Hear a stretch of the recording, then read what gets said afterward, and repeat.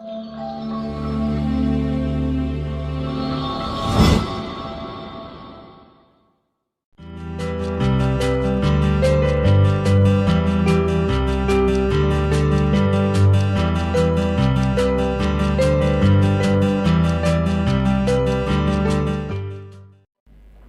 shalom semuanya.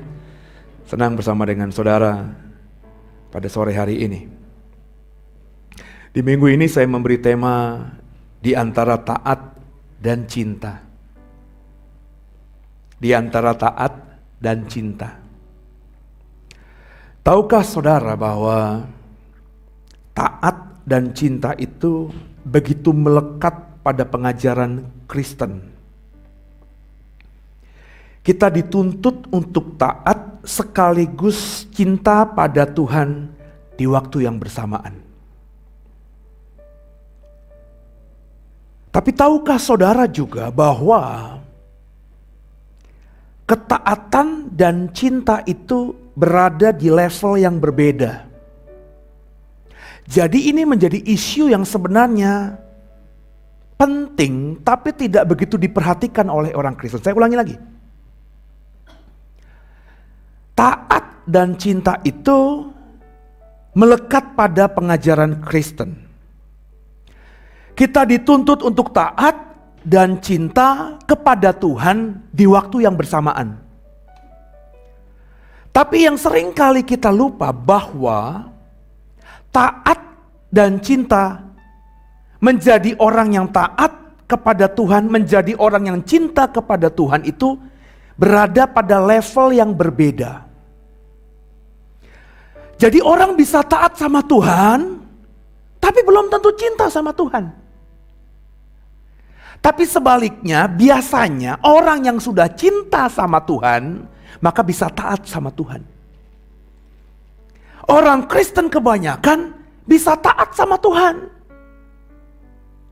Tapi dari orang Kristen kebanyakan yang bisa taat sama Tuhan, saya kok pesimis. Sebagian besar sudah cinta sama Tuhan. Ya, dalam momen ini saya mau bahas tentang isu ini.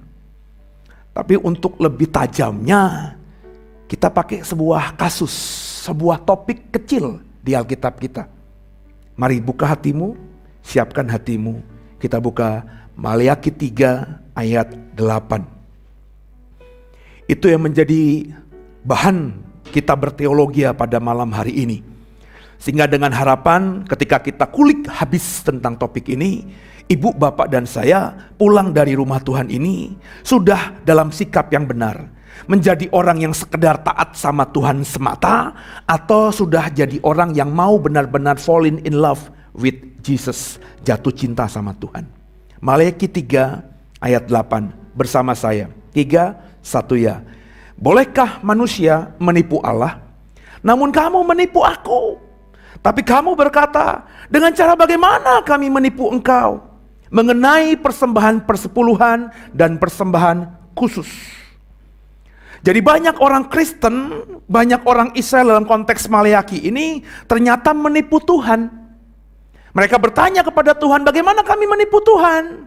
Kata Tuhan, tentang persembahan persepuluhan dan persembahan khusus.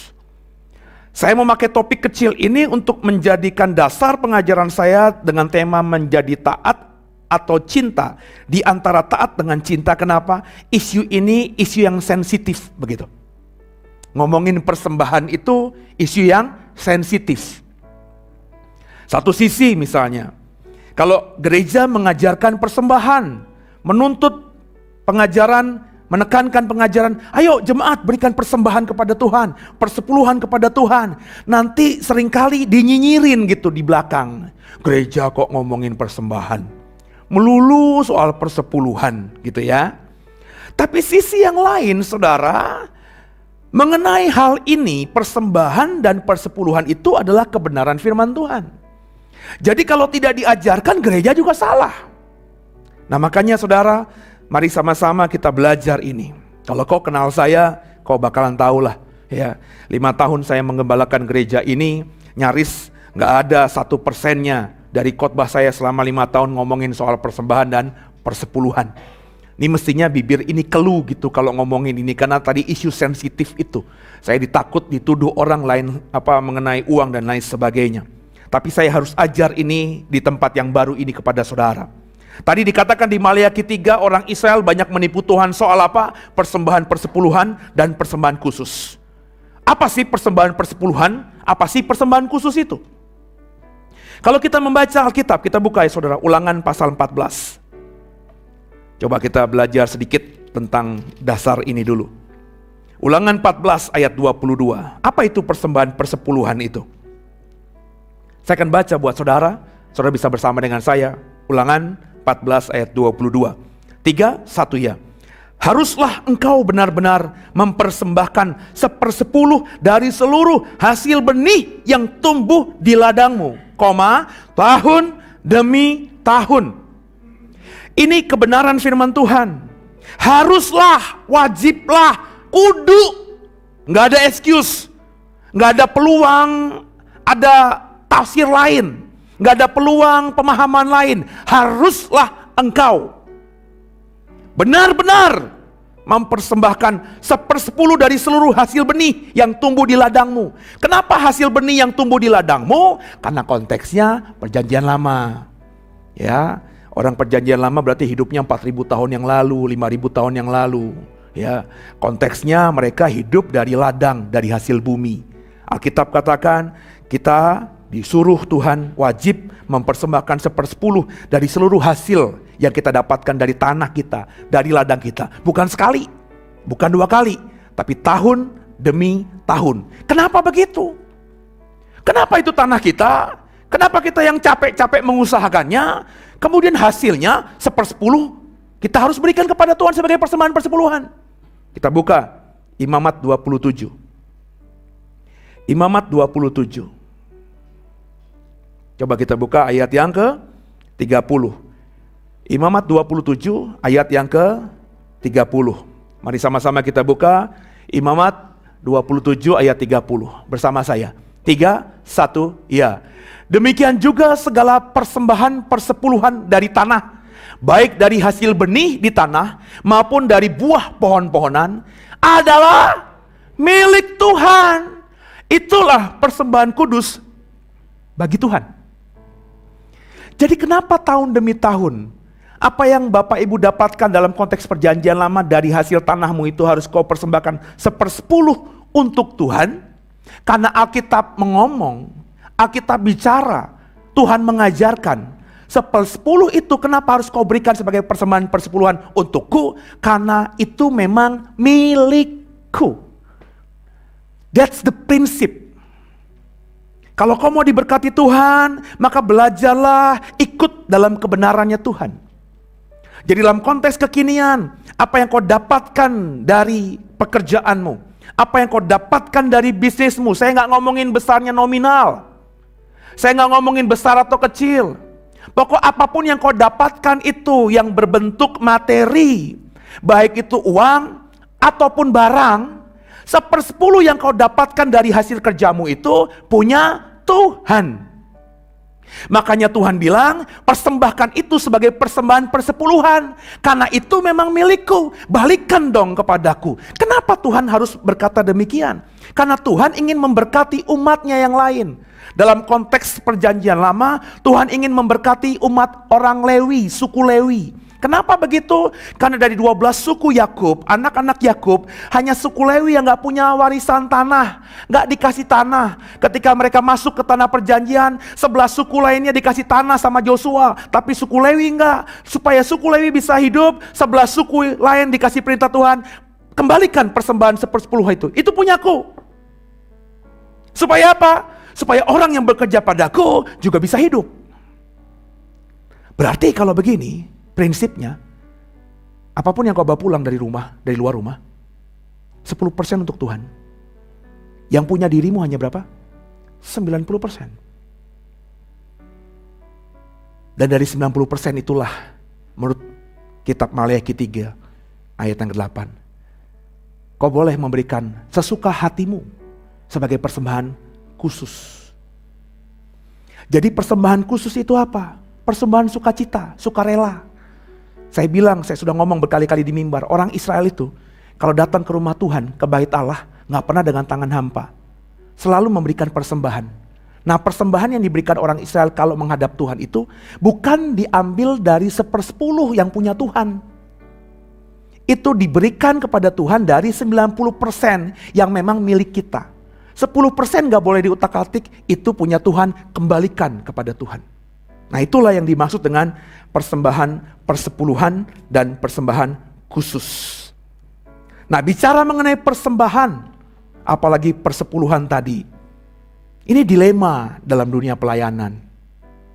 Gak diajar salah itu firman Tuhan saya bilang tadi, tapi diajar takut disalahpahami. Dan memang faktanya itu yang akhirnya terjadi di dunia luar sana.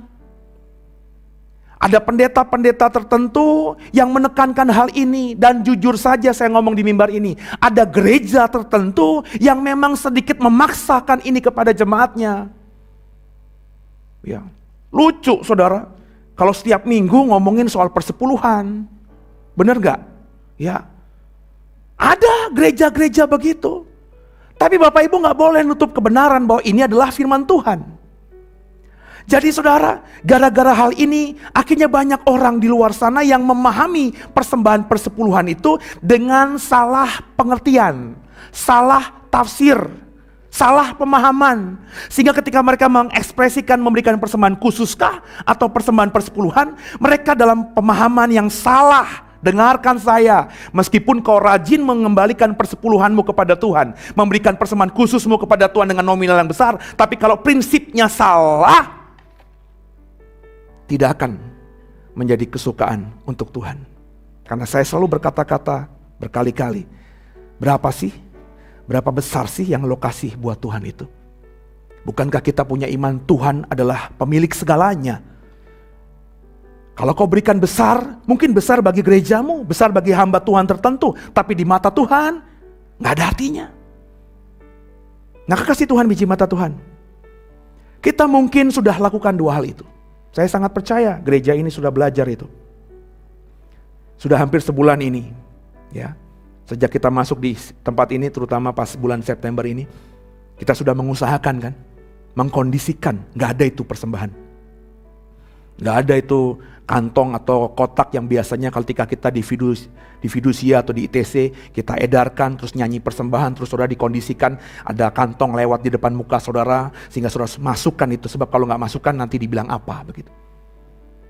Mulai September ini saya sudah menekankan kita belajar mengajar jemaat bahwa gak boleh datang ke Tuhan dengan tangan hampa. Tapi persembahan itu jangan dikondisikan. Ya udah sukacita aja, kasih aja. Kasihnya kapan Pak? Kan gak ada momen persembahannya, ya suka-suka saudara. Mau sebelum ibadah ada 2 kotak di depan, ada 1 kotak di lobi sana. Atau di tengah-tengah ibadah lagi dengar khotbah saya ini, kok saudara tergerak untuk memberikan persembahan ke depan, silahkan. Atau di penghujung ibadah kita, setelah pulang saudara baru masukkan persembahan, silahkan. Kita sudah belajar itu. Saya juga percaya Bapak Ibu juga sudah berusaha untuk mengembalikan persepuluhan itu. Pertanyaannya saudara, ketika kita lakukan itu, memberikan persembahan khusus dan mengembalikan persembahan persepuluhan, apakah Bapak Ibu lakukan itu hanya sekedar taat sama Tuhan? Atau kau lakukan dengan cinta kepada Tuhan? Itu berbeda. Kenapa pasti berbeda? Karena biasanya saudara, kalau kau lakukan dengan taat, maka kau bisa taat karena kau tahu ada hukumnya. Nangkep ya? Kalau ada hukumnya, berarti kalau kita nggak taat, ada akibatnya kepada kita. Saya masih ingat puluhan tahun yang lalu, ketika ada undang-undang lalu lintas, mobil harus punya seat belt dan harus memakai seat belt. Zaman dulu mobil yang sudah dibeli dari showroom, ada seat beltnya itu mobil-mobil yang biasanya harganya harga yang menengah atas atau keluaran Eropa. Nah, mobil-mobil yang kelas biasa, kelas menengah ke bawah, itu belum langsung dari pabrik ada seat belt-nya. Saya masih ingat banget, saya punya Suzuki Jimmy Katana. Tahun berapa itu, pokoknya awal-awal, itu gak ada seat belt-nya. Tiba-tiba dapat informasi bahwa mobil harus punya seat belt, Kalau ditangkap polisi, kena razia, tidak pakai seat belt, saya masih ingat banget itu. Akan didenda 500.000 dan itu nominal besar banget zaman itu. Sehingga akhirnya apa? Semua orang yang punya mobil yang ada seat beltnya itu berbondong-bondong ke bengkel. Bener gak? Itu harga seat belt naiknya luar biasa. Ya, pakai seat belt. Kenapa? Karena ini ada hukumnya. Kalau nggak dikerjakan, kok bisa kena denda? Kok bisa disuruh bayar? Sama saudara. Saya tidak bilang taat sama Tuhan itu bukan kewajiban. Kita harus taat sama Tuhan memang. Tapi sekarang bagaimana kita dalam konteks taat dan cinta ini, saya lebih ngomong spesifik soal persembahan dan persepuluhan. Kenapa? Ini sensitif. Harapannya saya begini, kalau saya pakai isunya yang sensitif, kau pulang dapat pemahaman yang benar, sehingga isu-isu yang bukan sensitif, kau kerjakan juga. Kalau Bapak Ibu kerjakan memberikan persembahan khusus, persembahan persepuluhan kau kembalikan kepada Tuhan, hanya sekedar taat, mungkin saudara di alam bawah sadarmu kau tahu, sebab kalau aku gak lakukan itu, aku bisa kena kutuk. Makanya kan isu tentang persembahan persepuluhan begitu. Di gereja-gereja di luar, gak akan ada di mimbar ini. Ya. Kalau kau tidak mengembalikan persembahan persepuluhan, kalau kata Malaki 3 ayat 8 dan seterusnya, maka hidupmu akan susah, kena kutuk, belalang pelahap, bener ya? Belalang apa? Pengerik, bener ya? Belalang tempur. Yang seumuran saya tahu belalang tempur itu. Satria baja hitam.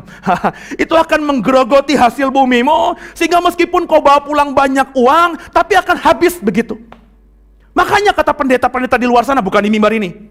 Oh, kalau ada pendeta di Tiberias lagi, pendeta di gereja ini, ya di Doe ini, ngomong begitu, gue tarik turun. Ya, kalau Pak Bimo nanti ngomong begitu, kalau kau nggak balikan persembahan persepuluhan, kau akan kena kutuk, langsung gue turun, nggak aku kasih jadwal lagi. Ya, banyak kan digajar begitu kan? Sehingga akhirnya Bapak Ibu mengembalikan persembahan persepuluhan karena tadi loh. Apalagi kalau orang Kristen baru ya. Dari Buddha, dari Muslim, ya nggak ngerti apa-apa Alkitab, tiba-tiba masuk ke gereja, diajar pendetanya, kembalikan persepuluhan. Oh ngerti, dia di otaknya masuk, iya sih, kan memang berkat dari Tuhan gitu ya, maka kalau punya Tuhan dikembalikan. Tapi kenapa ya, kata pendetanya, kalau enggak hidupmu susah. Terus dia mikir, oh iya jangan-jangan begitu ya. Maka dia memberikan persembahan persepuluhan itu semata-mata taat sih ya, tapi dengan ketakutan. Kalau tidak dilakukan akan kena kutuk.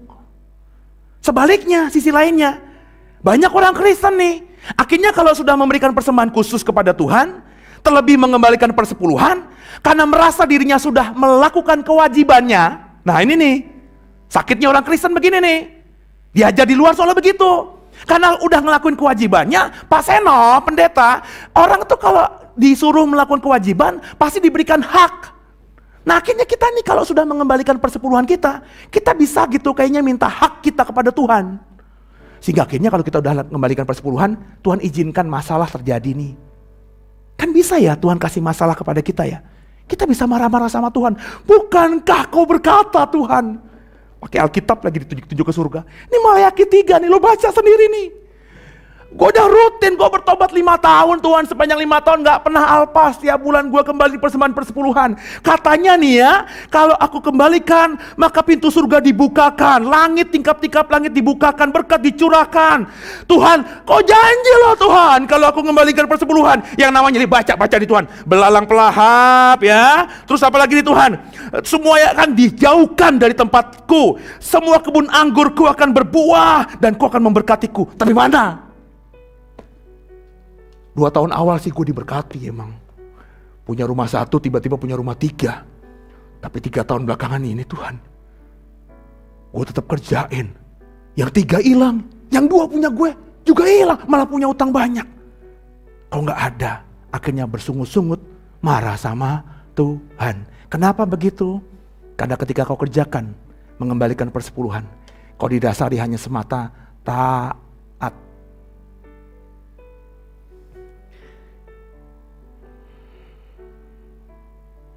Di gereja ini, saya mengajar kalau kau sudah tinggal dalam Tuhan, kutuk gak bisa nyentuh kita. Kok gak ada yang amin sih?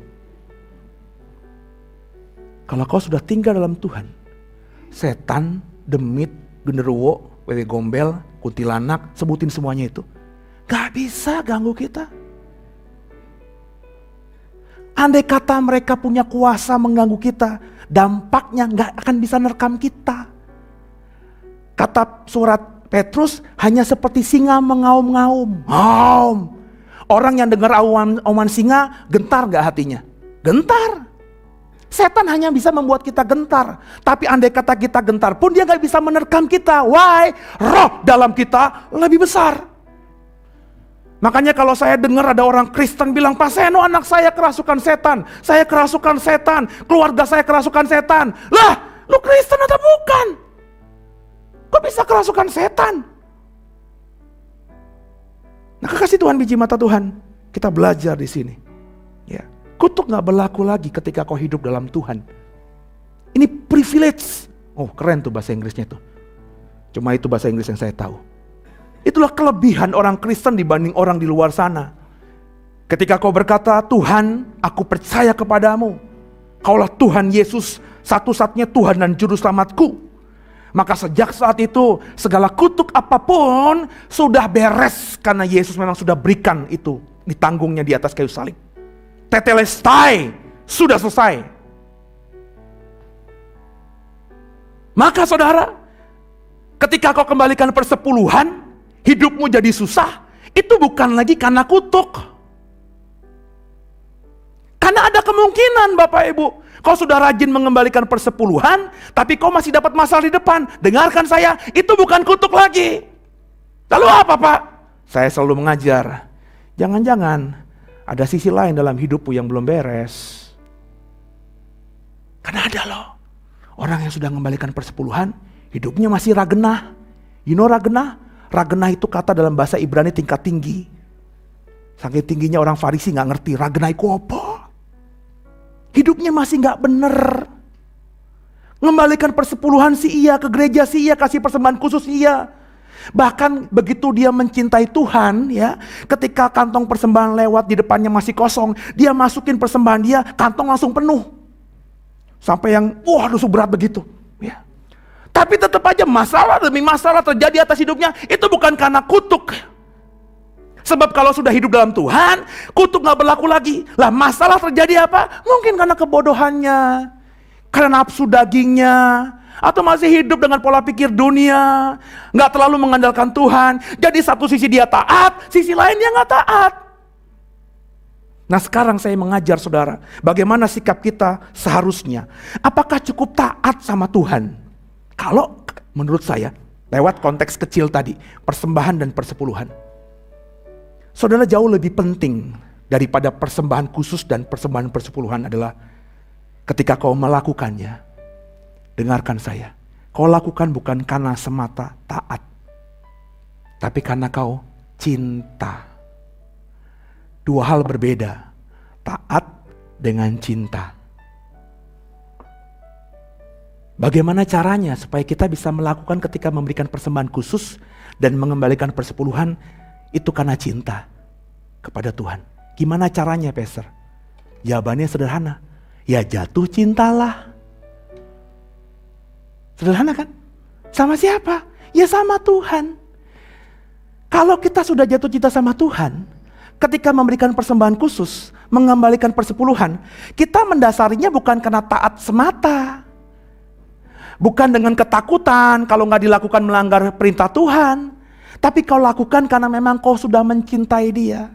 Orang tuh ya Pak, Bu, kalau sudah jatuh cinta sama Tuhan, itu dia gak hitung-hitungan lagi. Seperti konteksnya ketika kita dulu jatuh cinta sama pasangan kita. Nih depan gue ada Dimas sama siapa nama lo? Hona. Ya, coba tanya ya Hon. Lo beda berapa jauh kan? 5 tahun? 6 tahun. Coba dulu waktu belum jadi suami istri, Dim gue ngomong ya, jawab jujur ya. Lo belum punya dia, belum miliki dia, baru jatuh cinta. Pengen nih deketin si Hona nih. Hona saat itu posisinya ada di Cikarang. Andai-andai nih, lo lagi di Serang. Dulu kan lo ngeband kan? Lagi ngeband di Anyer. sebelum kena tsunami, ya kan. Lagi ngeband tiba-tiba Hona di Cikarang nih. Dim, tolong gua dong, gua kemalaman nih. Rumahnya si Hona di Jakarta, Cikarang Jakarta kan jauh kan. Tolong dong jemput gua. Gua berani yakin, Dim, karena lo lagi jatuh cinta-cintanya sama si Hona, lo belum milikin dia, lagi bener-bener gebu-gebu, lo bisa tuh bilang, sebentar ya Hon, pokoknya habis konser gua selesai, gua akan ke tempat lo, jemput lo. Jam berapa? Pokoknya lo tunggu aja di tempat rumah lo, teman-teman lo. Jam 10 kalau selesai, gue langsung pergi. Berapa jam dari Serang sampai ke Cikarang? Teorinya sih 4 jam.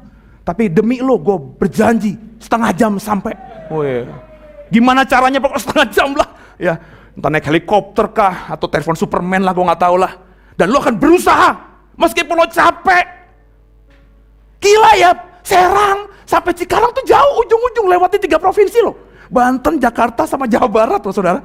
Ya, tapi akan dikerjakan juga karena cinta. Nah, sekarang lo udah punya Hona, udah punya 2 buntut lagi. Kita udah dewasa semuanya ya. Lo udah milikin dia, lahir dan batin. Coba kita berandai-andai nih. Gak usah jauh-jauh Cikarang sama Serang lah ya. BSD sama Bintaro aja. Ya. Nanti malam-malam ya. Dim, jemput gue ya.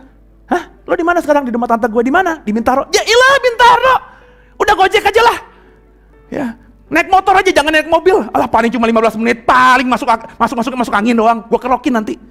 Lo nggak mau jemput lagi. Jadi orang kalau jatuh cinta sama Tuhan, dengerin gua. Sama ketika kita jatuh cinta dulu. Ya Pak Felix. Alah, lo lebih liar lagi pasti ketika deketin si Ayu. Ya nggak sih? Semuanya dikejain. Ya, saya inget banget kan dulu waktu zaman dulu tuh. Zaman saya tuh nggak tahu yang seumuran saya kan. Ada yang lebih tua, tapi yang seumuran saya hanya beberapa di sini yang saya perhatikan. Ya. Kalau lo seumuran gue tau lah itu ya. Dulu deketin cewek itu zaman saya SMP, modalnya cuma 1. Kalau bunga itu belum kepikiran. Ya, WhatsApp kata-kata gombal belum kepikiran. Jadi kepikirannya kalau tidak dengan kartu. Zaman dulu dengan kartu, ada kartu Harvest, apalagi tuh. Ya, yang senyum-senyum ngerti lah, itu seusia gue udah tua juga berarti loh gitu ya. Kita beli kartu, kalimatnya kalimat yang gombal meskipun gak ngerti bahasa Inggrisnya apa, tapi dibeli aja lah gitu karena gak mungkin kata-kata jelek. Kalau kartu agak sedikit hiperbola, biasanya kita kasih pasangan kita supaya dia tahu kita cinta tuh dengan coklat. Zaman gue dulu, kalau jatuh cinta sama cewek, kasihnya coklat. Coklat di zaman gue SMP yang paling keren itu. Ingat ya, zaman gue SMP itu nggak ada di supermarket kayak Superindo, kayak Carrefour, kayak Lotte, apalagi Alfamart, Indomart, nggak ada. Di Jakarta aja yang gede cuma Golden Truly, Pak. Dan Golden Truly sekarang udah inailahi wa inai rojiun, udah nggak ada itu. Ya. Nah, coklat yang paling keren, udah gitu supermarket jarang lagi, itu Toblerone. Sekarang Toblerone tuh, ya iyalah, lo nemu di mana aja bisa. Tapi zaman dulu nyari Toblerone pertama mahal dan susah. Yang paling gampang coklat ayam. Nah yang ngerti itu berarti ngasihnya coklat ayam sama pasangan. Lo kere lah lo, ya lo kere. Nah. Kalau gue nggak coklat ayam, gue tahu coklat ayam itu meskipun enak untuk zaman itu, untuk seusia gue memang itu makanan coklat gue sehari-hari. Tapi itu ordinary gitu. Kalau gue kasih coklat ayam, gue mikir cewek yang gue taksir tiap hari juga makan coklat ayam. Maka gue berusaha untuk beli Toblerone. Pertama mesti cari di mana ada Toblerone. Udah gitu gue tahu banget harganya mahal. Jadi mesti nabung beberapa hari dari uang saku yang diberikan bokap nyokap gue bukan orang tajir. Ngasihnya cuma beberapa ribu, itu disisihkan sampai kumpul uang kira-kira dapat apa kira-kira harganya berapa. Naik sepeda jauh itu. Rumah gue di Kebun Jeruk. Itu supermarket paling gede di Tomang Tol. Kalau lo dari sini mau ke Tomang, lewat tol Jakarta Merak, sebelah kiri ada Tomang Tol. Itu dulu supermarket paling keren di sekitar Tanjung Duren. Gak ada yang lainnya. Gue naik sepeda dari Kebun Jeruk, dari Komplek Kodam, lewatin Taman Kebun Jeruk Baru. Itu nyebrang jembatan tol. Sepeda gue goes, gue angkat begitu nyebrang jembatan tol. Kenapa kan gak boleh lewat tol dong? Terus turun lagi, terus goes lagi. Dulu tuh gue putih tau gak sih? Ya gara-gara naik sepeda itu siang-siang jadi gosong begini. Ya. Kenapa? Semata-mata karena gue jatuh cinta sama perempuan itu. Pagi-pagi gue taruh coklat di kolongnya, ya. Terus dia pagi-pagi datang, ada coklat. Mulai akhirnya dia tahu siapa, tahu gue di belakang ini jatuh cinta sama dia, dan akhirnya kita bisa deket. Orang tuh kalau jatuh cinta sama Tuhan, kayak gitu. Nah saya kepengen, dari khotbah ini, saya gak ngomongin uang. Aduh, lo kenal gue 5 tahun lah. Ada gak di sini yang gue datengin minta uang gue gitu? Bukan itu. Cuma saya mau ngambil topik tentang persembahan khusus dan persembahan persepuluhan, karena ini isu sensitif. Saya ingin mengajar saudara, kalau saudara sudah melakukan itu, dan saya yakin saudara sudah melakukan hal itu, jangan lakukan cuma sekedar taat, tapi lakukan karena cinta. Gimana supaya kita ketika mengembalikan persepuluhan kita lakukan karena cinta kepada Tuhan, maka jatuh cintalah. Nah jatuh cinta kepada Tuhan itu gimana? Ada 2 langkah, ada 2 cara. Pertama, memang Tuhan yang ingin memberikan cintanya terlebih dahulu, menunjukkan cintanya terlebih dahulu. Gimana caranya? Ada contohnya nggak? Saya tadi hari Jumat kemarin, ibadah doa pengurapan di tempat ini buat para imam musik. Saya ambil renungan dari Lukas 10 ayat 38-42 soal Marta dan Maria. Bu, Marta dan Maria. Yesus suatu ketika datang ke sebuah kampung desa namanya Betania. Ketika Marta dengar Yesus yang sudah dia kagumi ini, yang sudah dia dengar melakukan banyak mujizat ini, masuk ke kampungnya, Marta, kalau kita baca Lukas 10 tadi, mengundang Yesus masuk ke rumahnya. Guru, mampir ke rumahku. Karena Marta tuan rumah, maka ketika Yesus ada di rumahnya, Marta melayani dia. Melayani Yesus, ada di dapur, siapin masakan, siapin minuman. Dia menservis, kenapa? Karena dia taat. Dia harus melayani tuannya, melayani gurunya, supaya gurunya nyaman. Marta bukan taat pada momen itu doang. Nanti kalau kau baca di rumah kisah yang berbeda, tapi di kampung yang sama, dalam Yohanes pasal 12. Suatu ketika Yesus datang lagi ke desa Betania itu. Tapi kali ini Yesus tidak masuk ke rumahnya Marta. Karena yang mengundang Yesus adalah Simon si Kusta. Kenapa disebut Simon si Kusta? Karena rupanya saya percaya Simon dulunya ini adalah orang yang kena sakit kusta. Mungkin dengar Yesus, disembuhkan Yesus dari kustanya, sehingga ketika dia tahu Yesus datang ke desa Betania, dia yang sudah mengalami mujizat dari Yesus ini mengundang Yesus masuk ke rumahnya. Karena nggak mungkin orang Yahudi normal itu mengundang Yesus. Kenapa? Yesus dianggap musuh. Berarti orang yang terima Yesus itu orang yang sudah mengalami Tuhan. Simon si Kusta mengundang Yesus masuk ke rumahnya. Marta yang sekampung dengan Simon si Kusta ini, lihat dan dengar Yesus Tuhan guru yang dikaguminya masuk ke rumahnya Simon si Kusta. Marta di Yohanes 12 datang ke rumahnya Simon si Kusta. Ngapain? Kembali melayani Yesus di rumahnya Simon si Kusta. Artinya apa? Dia mungkin bantu nyuci-nyuci, dia mungkin bantu masak, dia bantu ngasih minuman, dia melayani Yesus di rumahnya Simon si Kusta. Marta adalah tipikal manusia yang taat sama Tuhannya. Saudaranya Marta siapa? Maria. Kalau kita baca Lukas pasal 10, ketika Yesus datang ke rumahnya Marta karena diundang sama Marta. Marta, si saudara ini, sibuk di dapur. Maria, kata Lukas 10 apa? Duduk manis di bawah kaki Tuhan. Coba Pak, Bu, pahami. Kalau perempuan bisa bersimpuh, duduk manis di bawah kaki laki-laki, itu apa sebabnya? Sederhana, cuma satu. Maria jatuh cinta sama Tuhan. Benar gak sih? Ini belum muhrim loh. Yesus masih single loh. Saya gak ngomongin ini jadi tafsir liar ya, tapi kok harus mengerti konteksnya. Saya yakin Maria saat itu belum punya iman yang gimana gitu kepada Yesus. Mungkin sekedar mengagumi. Nah, supaya kekagumannya itu tidak bertepuk sebelah tangan, nangkep ini ya. Ketika Yesus masuk ke rumahnya dia, diundang sama kakaknya Marta, Maria itu gak hilir mudik. Dia duduk di bawah kakinya Yesus. Supaya apa? Supaya Yesus perhatikan dia. Kenapa dia lakukan begini? Karena dia jatuh cinta sama Tuhan. Dan ketika Maria jatuh cinta sama Tuhan, kalau kita baca Yohanes 12-nya, ketika akhirnya di lain kesempatan Yesus datang lagi ke Betania, masuk ke rumahnya Simon si Kusta.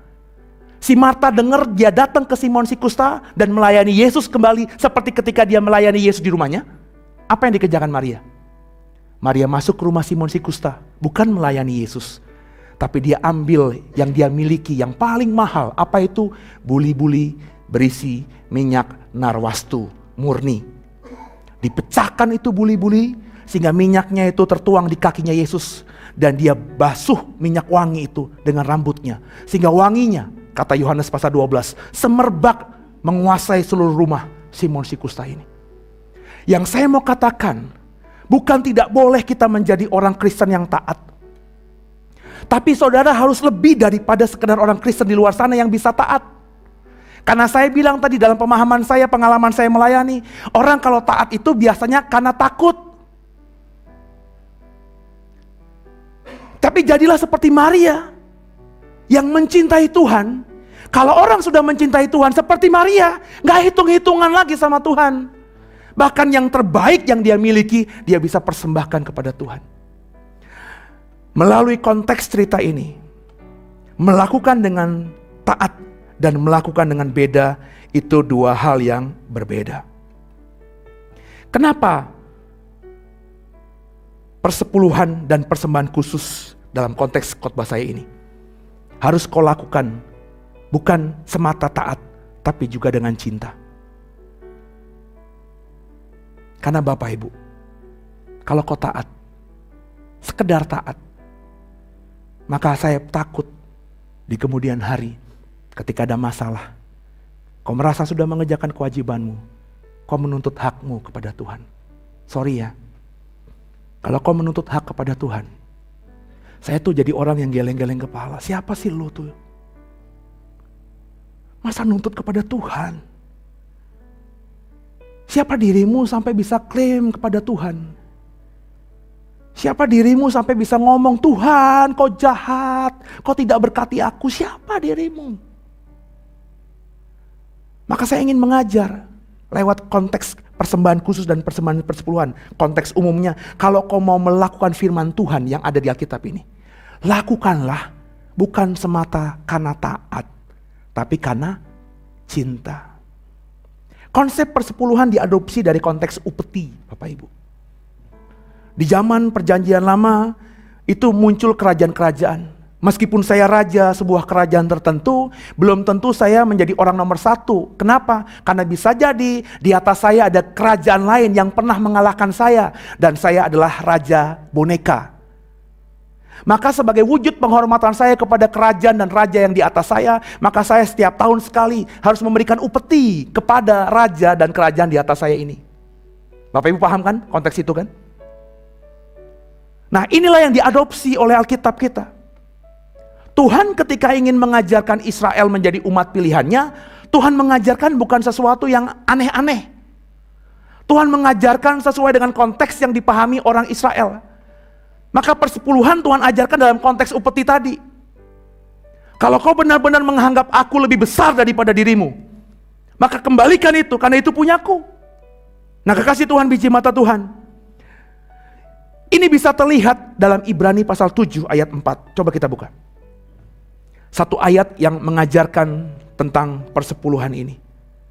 Ibrani pasal 7 itu bicara mengenai Kristus dan Melkisedek. Siapa Melkisedek, Bapak Ibu? Kalau Bapak Ibu baca Ibrani pasal 7, itu adalah tipologi dari Kristus di perjanjian lama. Dikatakan di ayat yang ketiga, Melkisedek itu tidak berbapa, tidak beribu. Bagaimana mungkin ada manusia tidak berbapa dan tidak beribu? Ia tidak bersisilah, berarti gak punya keturunan di atasnya. Harinya tidak berawal, hidupnya tidak berkesudahan. Karena ia dijadikan sama dengan anak Allah, ia tetap menjadi imam sampai selama-lamanya. Itu Melkisedek. Kita mengerti dalam perspektif perjanjian baru, inilah tipologi dari Kristus. Jadi meskipun Kristus yang kita yakini itu lahir 2000 tahun sebelum sekarang ini, lahir dari rahim Maria, tapi rupanya sebelum dia berinkarnasi menjadi manusia, Yesus sudah berkali-kali menampakkan diri di perjanjian lama. Salah satu wujudnya adalah Imam Melkisedek. Ayat 4 kita baca konteks khotbah kita ini. Ayat 4 Ibrani 7. 3, 1 ya. Camkanlah betapa besarnya orang itu yang kepadanya Abraham, bapa leluhur kita, memberikan 1/10 dari segala rampasan yang paling baik.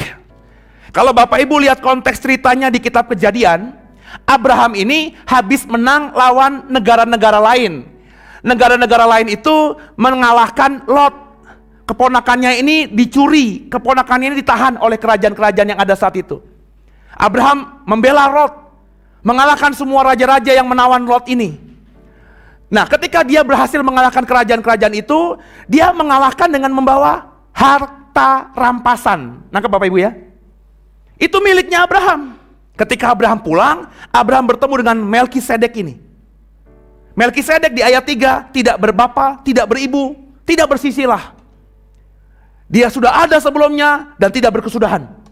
Ketika Abraham menyadari hal ini, dia bilang, aku akan memberikan 1/10 dari harta rampasan yang paling baik kepada Melkisedek. Kemudian Abraham menekankan ini, Ibrani menekankan ini, camkanlah. Kenapa Abraham memberikan kepada Melkisedek 1/10 yang dia punya itu? Karena ayat 4 kalimat awalnya gini, camkanlah betapa besarnya orang itu. Meskipun Abraham baru pulang perang menang, tapi ketika menghadapi bertatap muka dengan Melkisedek, Abraham berkata, lu lebih besar daripada aku. Maka dia memberikan 1/10 dari yang terbaik itu kepada Melkisedek. Saudara, kalau kita membaca kisah ini, Abraham ketika memberikan persembahan persepuluhan kepada Melkisedek, ini persembahan persepuluhan belum diatur sebagai hukumnya Tuhan. Perintah Tuhan untuk memberikan persembahan persepuluhan baru ada di kitab-kitabnya Musa. Dalam hal ini apa? Imamat. Tuhan berfirman kepada Musa, sampaikan ini kepada orang Israel, bahwa mereka harus mengembalikan 1/10 dari hasil bumi mereka kepadaku, karena itu milikku, kata Tuhan. Nah, Abraham dengan Musa itu ada masa yang jauh, Pak. Ketika Abraham hidup, belum ada hukum Taurat. Ketika Abraham hidup, belum ada perintah untuk mengembalikan persepuluhan. Yang saya mau tekankan di sini, Abraham ketika mengembalikan persepuluhan kepada Melkisedek, karena dia menyadari Melkisedek lebih besar daripada dia. Bahasa saya dalam konteks khotbah saya, ketika Abraham mengembalikan persepuluhan kepada Melkisedek, karena dia merasa dirinya kecil dan dia menghormati orang ini, dia mencintai orang ini, maka dia berikan 1/10 dari yang terbaik yang dia miliki untuk Melkisedek. Kekasih Tuhan, biji mata Tuhan, bagaimana apa yang harus kita kerjakan dari cerita ini? Coba cerita ini kita perdalam lebih lagi dari Kejadian pasal 30. Coba kita buka Kejadian 30.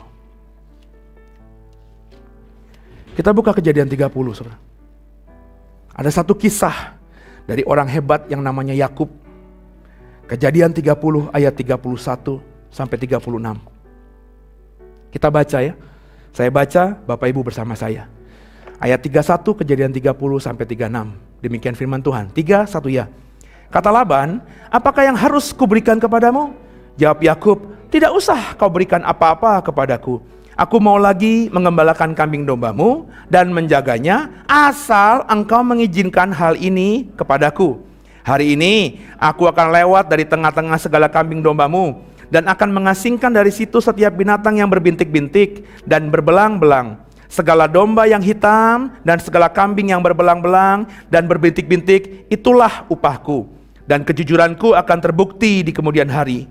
Apabila engkau datang memeriksa upahku, segala yang tidak berbintik-bintik atau berbelang-belang di antara kambing-kambing dan yang tidak hitam di antara domba-domba, anggaplah itu tercuri olehku.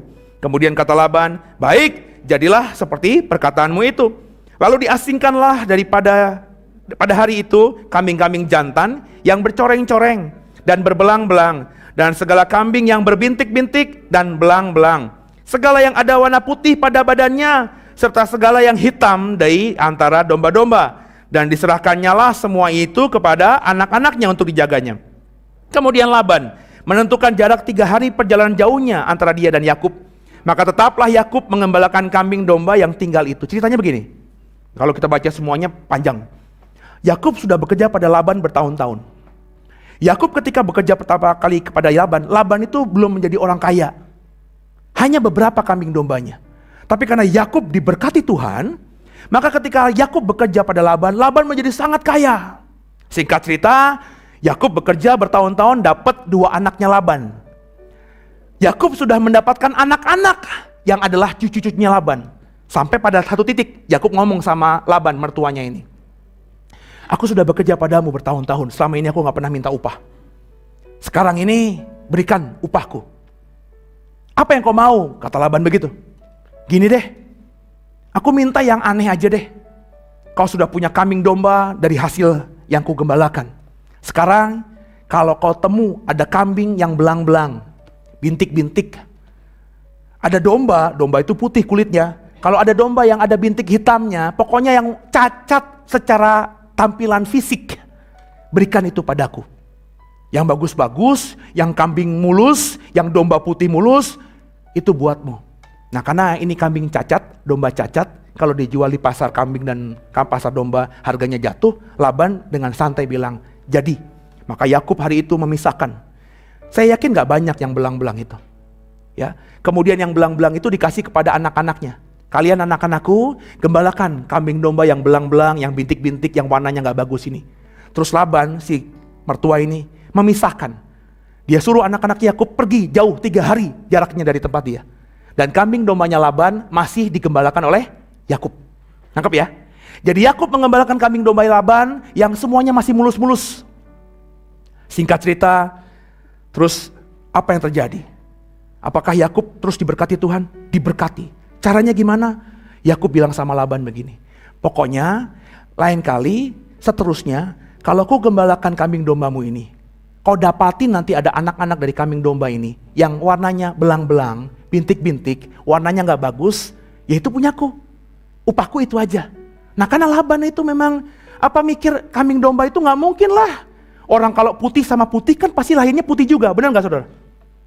Ini kok diem sih? Iya kan ya? Karena kan yang digembalakan tinggal yang putih-putih dombanya dong. Domba putih kawin sama domba putih, mestinya kan putih. Nggak mungkin belang-belang. Andai kata ada, mungkin keturunan dari gen di atasnya. Tapi kalau sekali lahir itu ada 5 anak domba, paling yang cacat cuma 1. Itu pun belum tentu cacat putih. Bisa jadi baru berapa kali hamil lagi, baru ada putihnya, ada belang-belangnya. Benar nggak saudara? Ya, yang ngerti dunia perhewanan begitu. Ya, orang kawin hitam cowoknya orang Papua, istrinya orang Ambon hitam. Nggak mungkin lahirnya anaknya sipit warnanya kuning. Itu impossible saudara. Ya, pasti hitam juga. Benar gak saudara? Bahkan saya berani jamin kalau istrinya putih, bapaknya hitam, itu anaknya juga nggak mungkin hitam mutlak atau putih mutlak. Pasti tengah-tengah. Ya, paling nggak kayak zebra lah, hitam putih begitu. Ya, nggak mungkin. Nah, jadi Laban bilang, ya udahlah, kambing dombaku semuanya udah bagus-bagus, nggak mungkin lah tiba-tiba punya anak yang belang-belang. Kalau ada, ya paling 1 dibanding 100, udah ambil, kata Laban begitu kan. Tapi apa terjadi? Kita baca yuk ayat berikutnya. Pasal 30, ayat 41, sampai dengan ayat 43. Yakub itu penuh dengan hikmat, cerdik, luar biasa. Ayat 41 sampai 43, Kejadian 30 bersama saya. Dan setiap kali apabila berkelamin kambing domba yang jantan, miliknya siapa? Miliknya Laban yang digembalakan Yakub tadi. Maka Yakub meletakkan dahan-dahan itu ke dalam palungan di depan mata kambing domba itu supaya berkelamin dekat dahan-dahan itu. Tetapi apabila datang kambing domba yang lemah, ia tidak meletakkan dahan-dahan itu di dalamnya. Jadi hewan yang lemah untuk Laban dan yang kuat untuk Yakub. Maka sangatlah bertambah-tambah harta Yakub dan ia mempunyai banyak kambing domba, budak perempuan dan laki-laki, unta dan keledai. Jadi saudara, ketika Yakub memelihara, mengembalakan kambing dombanya Laban, maka Yakub punya hikmat gini. Wah, dia kan yang mengembalakan kan. Dia tahu kambing yang kuat, domba yang kuat, kambing yang lemah, domba yang lemah. Ketika kambingnya Laban, dombanya Laban yang kuat, lagi mau berkelamin, lagi masanya mau kawin gitu, maka dibuatlah mereka kawin dengan cara di depan palungannya ditaruhlah dahan hijau dari pohon hawar, pohon badam dan pohon berangan. Itu ada di ayat 37. Jadi supaya ketika berkelamin, si binatang kuat yang jantan ini melihat dahan-dahan yang belang-belang tadi, sehingga akhirnya lahirlah anak-anak yang belang. Nah, lahir anak yang belang ini adalah anak dari kambing dan domba jantan yang kuat. Nangkep ya? Jadi badannya belang tapi punya bapak yang kuat. Sedangkan ketika Yakub lihat, ini kambing yang mau berkelamin dan domba yang mau berkelamin tuh leto-leto ini. Udah dibiarin aja. Singkat cerita, akhirnya meskipun warnanya belang-belang, Yakub punya kambing domba yang kuat-kuat. Sedangkan Laban meskipun warna bulunya semuanya murni, bagus, bersih, tapi kambing dombanya lemah-lemah. Gini leh, kalau kuat bisa berkelamin berapa kali? Nangkep ya? Akhirnya lebih banyak lagi. Sedangkan si Laban karena lemah, ya setahun cuma sekali berkelamin. Mungkin seumur hidup cuma punya 2-3 ekor kambing domba. Akhirnya Yakub semakin diberkati Tuhan luar biasa. Lalu apa yang terjadi? Kita baca pasal 31 ayat 7 sampai 9. Ketika Laban melihat hal ini, Laban gak suka. Loh kok begitu ya? Kan yang kau gembalakan itu kan kambing dombaku yang warnanya putih-putih. Tapi kenapa lahirnya kok belang-belang begini? Laban bingung. Padahal Yakub tadi kan mikir ya, cerdik ya. Di palungannya dikasih dahan-dahan yang warna-warni tadi, gitu loh saudara. Laban gak suka. Kenapa bisa begini? Akhirnya apa yang terjadi? Pasal 31 ayat 7 sampai dengan ayat 9. Saya baca ya. 3, 1 bersama. Tapi ayahmu telah berlaku curang kepadaku. Yakub ngomong sama istri-istrinya, anaknya Laban. Ayahmu telah curang kepadaku. Dan telah 10 kali, bukan cuma sekali, 10 kali mengubah upahku. Tapi Allah tidak membiarkan dia berbuat jahat kepadaku. Apabila ia berkata, yang berbintik-bintik akan menjadi upahmu, maka segala kambing domba itu beroleh anak yang berbintik-bintik. Dan apabila ia berkata yang bercoreng-corenglah yang akan menjadi upahmu, maka segala kambing domba itu beroleh anak yang bercoreng-coreng. Demikianlah Allah mengambil ternak ayahmu dan memberikannya kepadaku. Jadi Laban begini nih.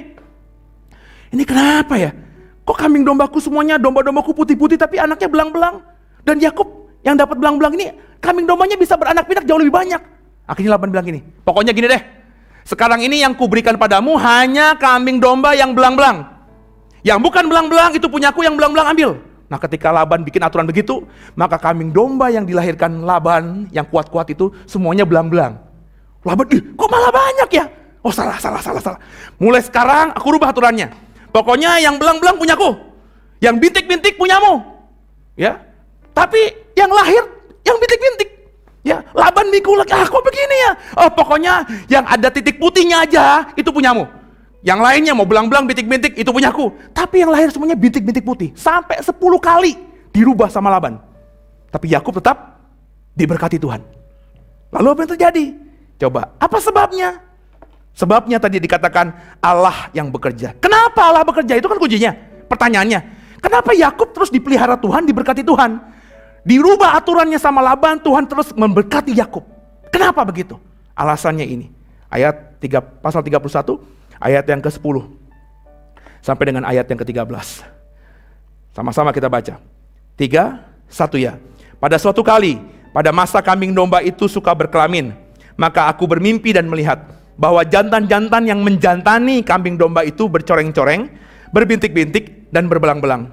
Dan malaikat Allah berfirman kepadaku dalam mimpi itu, Yakub, jawabku, ya Tuhan.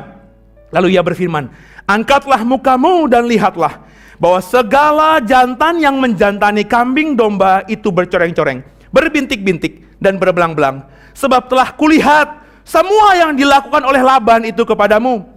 Akulah Allah yang di Bet-El itu, di mana engkau mengurapi tugu dan di mana engkau bernazar kepadaku. Maka sekarang bersiaplah engkau, pergilah dari negeri ini, pulanglah ke negeri sanak saudaramu. Kenapa Tuhan terus memberkati Daud? Karena Tuhan melihat Laban mertuanya yang sudah mencurangi dirimu Yakub. Aku lihat kerjaan si Laban itu. Dan aku gak suka ada orang yang mengusik dirimu. Maka aku berkati kau. Nah pertanyaannya kenapa? Kalau kita baca tadi ayat 13. Aku ini Allah yang kau temui di Bet-El. Di mana engkau mengurapi tugu. Dan di mana engkau bernazar kepadaku. Nazar apa Pak? Kalau kau lihat Alkitab, punya Alkitab dalam bentuk buku, ada footnote-nya. Nazarnya Yakub itu, yang di Bet-El itu, tercatat di Kejadian 28 ayat 18. Yuk kita buka yuk. Kejadian 28 ayat 18. Saya akan baca, Bapak Ibu boleh ikut sama saya sampai ayat 22. Kejadian 28 ayat 18 sampai 22. 3, 1 ya. Keesokan harinya, pagi-pagi Yakub mengambil batu yang dipakainya sebagai alas kepala dan mendirikan itu menjadi tugu dan menuang minyak ke atasnya. Ia menamai tempat itu Bet-El, dahulu nama kota itu Luz. Lalu bernazarlah Yakub, jika Allah akan menyertai dan akan melindungi aku di jalan yang kutempuh ini, memberikan kepadaku roti untuk dimakan dan pakaian untuk dipakai, sehingga aku selamat kembali ke rumah ayahku, maka Tuhan Elohim Yahweh akan menjadi Allahku, Dan batu yang kudirikan sebagai tugu ini akan menjadi rumah Allah. Dari segala sesuatu yang engkau berikan kepadaku akan selalu kupersembahkan 1/10 kepadamu. Jadi rupanya Tuhan memberkati Daud. Maafkan saya, Tuhan memberkati Yakub. Karena Tuhan melihat di Betel, Yakub mengurapi tugu dan juga bernasar. Pak, mengurapi tugu dengan minyak. Minyaknya apa? Minyak zaitun. Saya nggak ngomongin minyak urapan. Beda minyak zaitun dengan minyak urapan. Terminologinya beda. Bapak Ibu bisa lihat di YouTube channel kami. Saya khotbah sampai puluhan seri soal minyak urapan itu. Konteks cerita ini, Yakub habis diusir, ketakutan dari rumah bapaknya. Kenapa? Esau mau membunuh dia, bener? Bapaknya bilang, kamu lari cepat-cepat. Ibunya bilang, kamu lari cepat-cepat. Abangmu itu mau membunuhmu. Maka ketika lari dari rumah bapaknya, Yakub hanya membawa ala kadarnya dong. Gak mungkin dia bawa budak-budaknya, kambing ontanya. Kalau begitu gak cepet-cepet namanya. Dia hanya membawa apa adanya. Mungkin dia bawa minyak, Pak. Tapi yang dia bawa minyak itu apa? Minyak kenapa harus dibawa? Karena minyak adalah kehidupan. Orang kalau punya minyak bisa masak. Orang bisa punya minyak, bisa minyak dijual. Masih dia bisa hidup. Dari barter dan lain sebagainya. Jadi ketika Yakub dikatakan Alkitab tadi membangun tugu dari batu yang tadinya semalam dia pakai buat tidur. Kenapa begitu? Karena di malam itu Yakub melihat sorga. Ketika dia di Betel, dia tidur, dia mimpi. Ada tangga tinggi dari surga ke bumi. Dan yang dia membuat akhirnya memberikan nama tempat itu Betel, rumah Allah. Dulunya tempat itu namanya Luz. Menjadi rumah Allah, kenapa? Di tangga yang tinggi itu dia lihat ada ribuan belaksa malaikat turun naik di tangga itu. Maka dia bilang, ini Betel, rumah Allah. Dan ketika dia bangun, dia ambil batu yang jadi alas bantalnya itu. Dia berdirikan dan dia tuangi minyak. Minyaknya seberapa sih? Yang dia bawa paling cuma sebuli-buli. Ketika minyak itu dituangkan, artinya Yakub berkorban. Memberi yang terbaik karena dia sedang dalam pelarian. Dia gak bawa banyak uang. Dia gak tahu juga harus kemana. Dia sedang sebatang kara. Minyak itu hal yang mahal, tapi dia berikan kepada Tuhan. Kenapa? Karena dia mencintai Tuhan. Kenapa? Karena Tuhan menjumpai dia. Bapak Ibu biji mata Tuhan, bukan saja memberi yang terbaik yang dia miliki. Yakub dikatakan kemudian apa? Bernazar. Bukan Nazarudin ya. Bernazar. Nah, nazar di perjanjian lama, nazarnya Yakub beda dengan nazar yang sering kita ucapkan. Orang Kristen tuh sering bernazar. Saya bernazar, Pak. Nanti pokoknya kalau bisnis saya berhasil, saya akan memberikan sebagian harta saya untuk membangun panti asuhan. Orang Kristen gampang bernazar, tapi ketika sudah terjadi, dia tidak mau menggenapi nazarnya dan dia merasa santai saja, nggak ada apa-apa. Orang perjanjian lama itu nggak bisa bersumpah demi apapun nggak bisa. Terlebih kalau dia sudah bersumpah kepada Tuhan, bernazar kepada Tuhan, itu tuntutannya harus dikerjakan. Yakub belum punya apa-apa. Dia berkata begini kepada Tuhan, aku sudah melihatmu di Betel ini. Inilah rumah Tuhan. Dan aku berjanji, aku bernazar, kalau kau sertai aku, kalau aku senantiasa punya cukup roti, pakaian ada, kalau aku nanti bisa kembali lagi ke rumah Bapakku, benar ya? Segala yang kudapatkan 1/10 akan kuberikan padamu. Yakub ngomong ini bukan ada aturannya, belum ada hukumnya. Taurat belum ada. Dia melakukan hal ini semata-mata karena dia cinta sama Tuhan. Yakub tahu dari mana dia harus mengembalikan 1/10 sebagai wujud cintanya kepada Tuhan. Dari bapaknya. Siapa bapaknya? Ishak. Ishak juga mengerjakan hal itu. Bapak Ibu nanti baca di pasal-pasal sebelum Kejadian 28. Ishak pernah suatu hari di tanahnya itu mengalami kekeringan. Dia lari ke Filistin di negeri orang Gerar. Abraham sebelumnya pernah lari di Filistin. Abraham menggali sumur, ketika Abraham pergi sumurnya ditutup. Udah gak ada airnya lagi, makanya orang-orang Filistin ditutup. Nah, Ishak ketika ada di negeri itu, dia cari sumur yang pernah digali bapaknya. Yang kata orang Filistin sudah kering. Dia digali, air meluap-luap. Orang Filistin bilang, ini sumur di tanahku. Milik aku. Si Ishak bilang apa? Ambil. Dia cari lagi, mana sih sumur milik bapaknya? Bapaknya pernah cerita, oh di sini, digali lagi, ketemu air lagi. Diklaim lagi sama orang Filistin. Loh, itu sumur yang kau gali itu meskipun dulu milik bapakmu tapi sudah ditinggalkan puluhan tahun. Itu ada di tanah kami, punya kami. Ambil, kata Ishak. Sampai singkat cerita di Gerar itu, setiap Ishak gali sumur, ketemu air. Pak, Bu, ini di tanah Palestina, di tanah Arab. Gak seperti sekarang, di rumahmu gali sumur 20 meter bisa ketemu air. Paling banyak 100 meter kau bor tanah di bawah pasti ketemu air. Di zaman itu konteksnya tanah Arab, gak mungkin itu gali sumur langsung keluar air. Akhirnya raja orang Filistin, Raja Gerari bilang, kau ini adalah orang diurapi Tuhan. Ikat perjanjian yuk dengan aku yuk. Supaya suatu ketika nanti ketika kau sudah besar, kau tidak lagi dan kau tidak menyerang kami. Ketakutan orang Gerari ini. Ishak diberkati Tuhan, kenapa? Mengerjakan hal ini, mengembalikan persepuluhan. Ishak tahu dari mana? Dari bapaknya. Dalam momen apa? Bapaknya pernah mengembalikan persepuluhan kepada Melkisedek yang kita baca tadi. Jadi keluarga ini, Abraham, Ishak, dan Yakub, diberkati Tuhan luar biasa.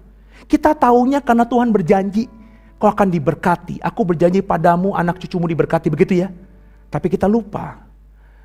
Mereka bukan cuma diberkati Tuhan karena Tuhan berjanji kepada mereka. Mereka diberkati Tuhan karena mereka mencintai Tuhan. Mereka mengembalikan 1/10 itu kepada Tuhan. Bapak Ibu biji mata Tuhan. Mulai hari ini, jangan cuma jadi orang Kristen yang taat melakukan firman Tuhan. Tapi juga jadi orang yang cinta Tuhan. Sehingga ketika kita melakukan firman Tuhan itu, semuanya didasari dari rasa cinta di hati ini kepada Tuhan. Konteksnya persembahan khotbah kita ini. 90% yang kau dapatkan punyamu. 10% itu punya Tuhan. Kunci rahasia diberkati adalah ini. Kau mungkin selama ini berkata, aku sudah mengembalikan persepuluhan Pak. Aku sudah memberikan persembahan khusus Pak. Tapi kenapa hidup saya begini? Karena jangan-jangan kau melakukannya hanya sekedar karena taat. Tuhan mau bukan kita sekedar taat Pak. Dengerin Seno ini. Tuhan mau kita ini cinta sama Dia. Maka habis ibadah ini, kita belajar yuk. Saya tadi bilang ketika doa Tuhan ingatkan saya. Ngomong dong apa yang lo kerjain. Kalau lo kerjain memberikan persembahan. Biasanya kita memberikan persembahan begitu aja kan. Coba sekarang ini belajar. Ketika kita memberikan persembahan. Sambil kita masukkan di kotak. Dalam hati kita ngomong, Jesus, I love you. Belajarlah melakukan firman Tuhan karena cinta. Untuk itu, jatuh cintalah kepada Tuhan. Yakub diberkati, meskipun dia dizalimi oleh Laban. Kenapa? Karena dia mencintai Tuhan. Bukan karena hukum, bukan karena aturan. Yakub melakukan hal itu karena cinta.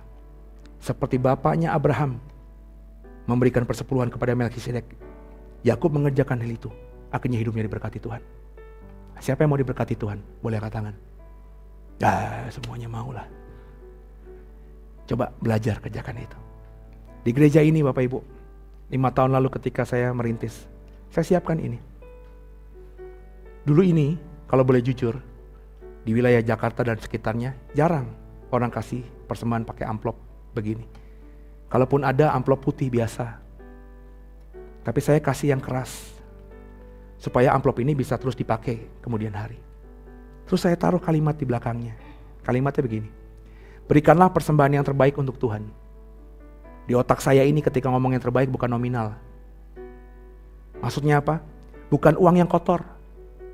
Bukan uang yang lusuh. Bukan uang yang cacat, bukan uang yang sobek atau terlipat-lipat. Jadi saya ngomong ini jangan ngomongin saya lagi ngomongin nominal tertentu, enggak. Belajarlah beri yang terbaik kepada Tuhan. Andai kata kau bisa ngasih 100.000 kepada Tuhan dalam persembahan khususmu, kasih yang terbaik. Makanya saya siapkan amplop. Kenapa saya begini? Karena dulu di gereja lama saudara. Orang tuh kalau ngasih persembahan dilipet-lipet. Apalagi ada kotaknya gitu kan. Kotaknya lubangnya kecil lagi. Ya. Jadi supaya gak ketahuan ngasukin berapa, uang itu dilipet-lipet. Oke lah saya bisa ngerti kalau orang itu hanya ngasih 1.000, 2.000, 5.000. Tapi ternyata saya selidiki, kan karena dulu saya pendeta di gereja besar itu kan, saya bisa masuk ke ruang persembahan kan ngeliatin kan. Wah ada orang juga memberikan persembahan yang warna merah-merah itu. tapi juga mirisnya dilipat. Dari 100.000 yang selembar begini, jadi lipatan kecil segini. Jadi ngitung persembahan tuh bisa berjam-jam. Kenapa? Dibukain. Iya kalau nilainya 100.000, yang ngitung persembahan ngebukanya juga semangat. Ini udah cuma 1.000, udah bekas dari tukang jual ikan lagi. Ya, uangnya udah lusuh lagi, bau lagi. Nah, makanya saya beli begini. Dengan begini saya mengerti. Saya melihat, saudara belajar. Saya nggak pernah lihat lagi persembahan yang diberikan saudara kepada Tuhan via gereja ini, uang yang lecek-lecek. Dan saya belum pernah ketemu ada orang ngasih persembahan uang yang robek. Puji Tuhan. Tapi ada satu masalah juga. Persembahannya udah bagus-bagus. Bukan nominalnya ya, persembahannya. Cuma kadang-kadang amplopnya hilang. Kadang-kadang yang ngitung persembahan, Pase, amplop coklatnya pas, yang merah hilang. Yang merah kurang 5. Saya pikir atau awalnya, oh pengangkatan. Ya, pengangkatan gitu. Ya Tuhan suka kali dengan amplop the way gitu kan. Tapi lama-lama kok hilang. Ya saya takutnya nih ya. Saya ketemu di pasar 8 gitu ya. Ada ibu-ibu beli cabe, dia buka dompetnya keluarin amplop begini. Itu amplop gua. Kalau gua ketemu di pasar 8 ada ibu-ibu bawa amplopnya the way, langsung gua ambil seisi-isinya. Itu punya gua. Enak aja, ini dicetak untuk dibayar, untuk buat persembahan, tapi hilang juga gitu. Nah kekasih Tuhan, biji tangan Tuhan, yuk kita belajar mengerti kebenaran firman Tuhan. Saya ngomongnya persembahan ya, tapi ini langsung dampaknya luar biasa yang lainnya. Suami bisa mengasihi istri, jangan karena takut. Kalau gue gak mengasihi, gue ceraiin istri gue jadi gue maduin istri gue, nanti gue disantet lagi, dikutuk lagi. Enggak, kau harus mengasihi istri, bukan karena takut atau taat sama firman Tuhan semata, tapi karena kau cinta Tuhan. Istri, lo bisa tunduk sama suami. Bukan karena semata taat sama Tuhan, tapi karena cinta sama Tuhan. Nah kalau ini semua firman Tuhan kita kerjakan didasari karena cinta, maka Tuhan seperti berikan kepada Yakub di Maleakhi 3 tadi, akan membuka tingkap-tingkap langit dan mencurahkan berkat yang luar biasa kepada kita. Yang mau kerjakan, lakukan semua firman Tuhan dengan cinta. Haleluya. Tundukkan kepala kita, doa.